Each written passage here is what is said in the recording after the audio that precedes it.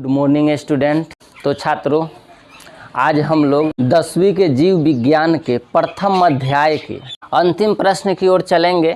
देखेंगे कि जीव विज्ञान के प्रथम अध्याय में एक प्रश्न है, अल्सर क्या है। तो हम लोग समझेंगे कि अल्सर क्या है।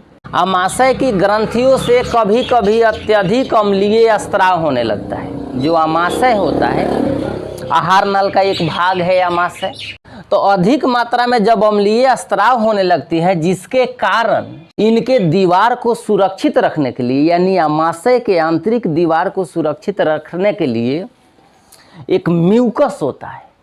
आमाशय के आंतरिक दीवार को सुरक्षित रखने के लिए हमेशा एक म्यूकस का स्राव होता रहता है। तो जब आमाशय की ग्रंथियों में अगर अधिक अम्लीय स्राव होने लगता है, तो आमाशय के दीवार को सुरक्षित रखने वाली जो म्यूकस होती है, क्या होती है? म्यूकस। यह म्यूकस का स्राव घट जाता है। कब म्यूकस का स्राव घट जाता है? आमाशय में अम्लीय स्राव अधिक होने लगते हैं, तो आमाशय के आंतरिक दीवार को सुरक्षित रखने वाली जो म्यूकस का स्राव है वह घट जाती है।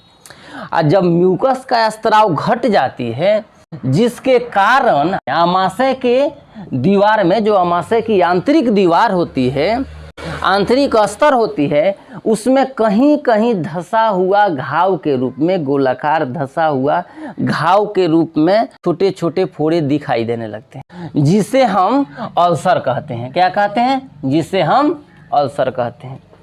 ऐसे माना जाता है कि अल्सर होने का मुख्य जो कारण है कि अत्यधिक समय, यानी लंबे समय तक भूखे रह जाने के कारण, यानी आप लगातार लंबे समय तक अगर खाना नहीं खाते हैं, उस समय अत्यधिक मात्रा में अम्लीय स्राव होने लगता है।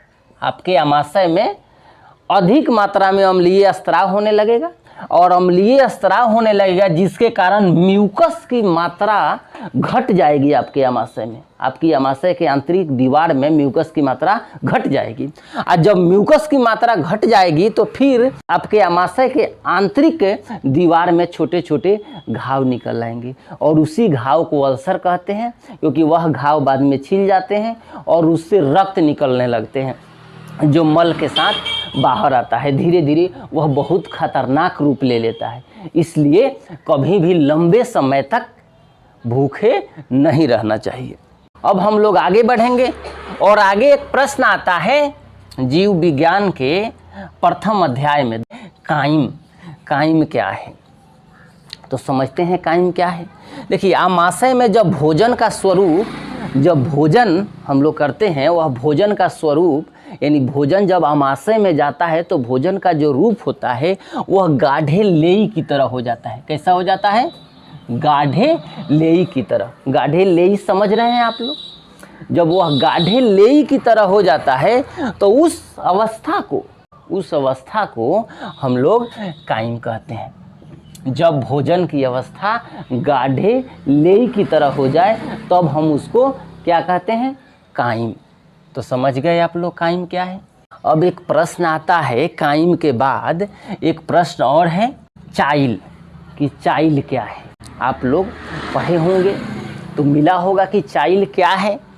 तो समझते हैं कि चाइल क्या है। देखिए, जब भोजन छोटी आंत में जाती है, हम लोग जानते हैं कि भोजन का पूर्ण पाचन जो है वो छोटी आंत में ही होती है। भोजन का पूर्ण पाचन होता है, तो जो काइम होता है, जो काइम आमाशय से छोटी आंत में जाती है, तो जो काइम होता है वह और तरल हो जाता है। माने और तरल माने ढीला। तो उस अवस्था में जब काइम और भी तरल हो जाए, तो उस अवस्था को हम क्या कहते हैं? चाइल कहते हैं। उस स्थिति में, उस कंडीशन में इस भोजन को हम लोग क्या कहेंगे? चाइल कहेंगे। तो इस प्रकार जहाँ तक मेरा ख्याल है कि आप लोग अच्छी तरह समझ गए होंगे कि अल्सर क्या है, काइम क्या है और चाइल क्या है। फिर भी आप लोगों के मन में कोई अगर डाउट रह जाता है, तो आप लोग कमेंट सेक्शन में जाकर आप अपना डाउट पूछ सकते हैं। अगले वीडियो में आपके डाउट को क्लियर कर दिया जाएगा। छात्रों, अगर यह वीडियो आप लोगों को पसंद आया हो, तो इस वीडियो को लाइक एंड शेयर ज़रूर करें। अगर आप मेरे चैनल पर नए हैं, तो मेरे चैनल को सब्सक्राइब ज़रूर करें। धन्यवाद, मिलते हैं फिर अगले वीडियो में।